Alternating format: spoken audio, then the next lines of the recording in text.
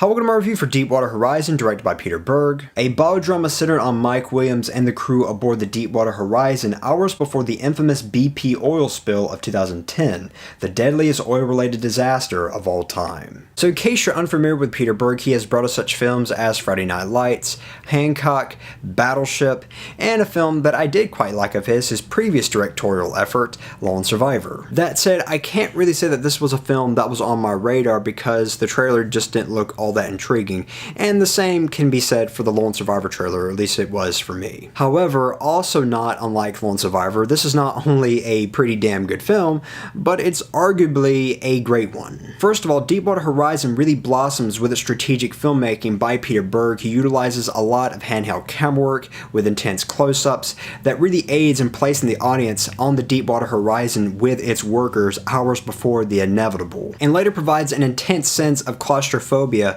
when the whole situation descends into complete hell. I'll discuss that in a bit. However, what I really admire about this film is its natural writing. It's not overly dramatized, the banter between characters feels authentic, and the characters and their exchanges aren't overly showy, nor are they artificially expository. In other words, if you're somebody who is not familiar with oil rigging, you're really not going to gain much knowledge from watching this film because characters speak to one another as if everyone in the room is moderately enlightened.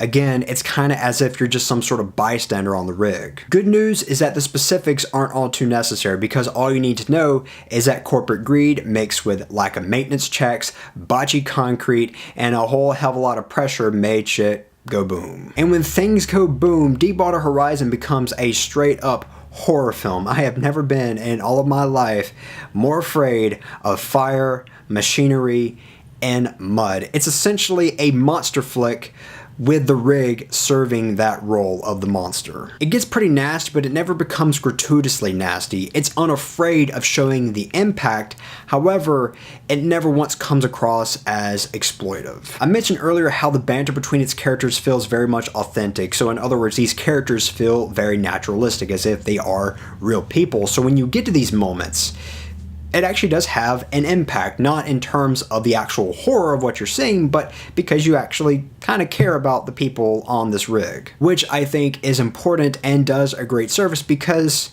these are real people. And the acting is quite subtly remarkable, particularly Kurt Russell as the manager Jimmy Harrell and John Malkovich as the Cajun well site leader Vidrine. Their intense blue versus white color interactions really are something to behold, and there's never a moment in the film where their performances come across as, ladies and gentlemen, here's Kurt Russell, ladies and gentlemen, here's John Malkovich. I'm not sure if it's aspirations, but Deepwater Horizon really doesn't feel like a film that's trying to cater to the Academy. Of course, it wants to sell tickets and it wants to make money. However, I do believe that this film has its heart in a very genuine place, and it does a good to even great job at paying respect to the people whose lives were lost during this tragedy. In other words, this is quite far from being that syrupy bullshit that we see Hollywood trying to kiss the Academy Awards ass with every single year. This film does have some emotional moments without ever preying on the emotions. Now, if there's any problem that I have with the film, it would be with the score towards the beginning of the film.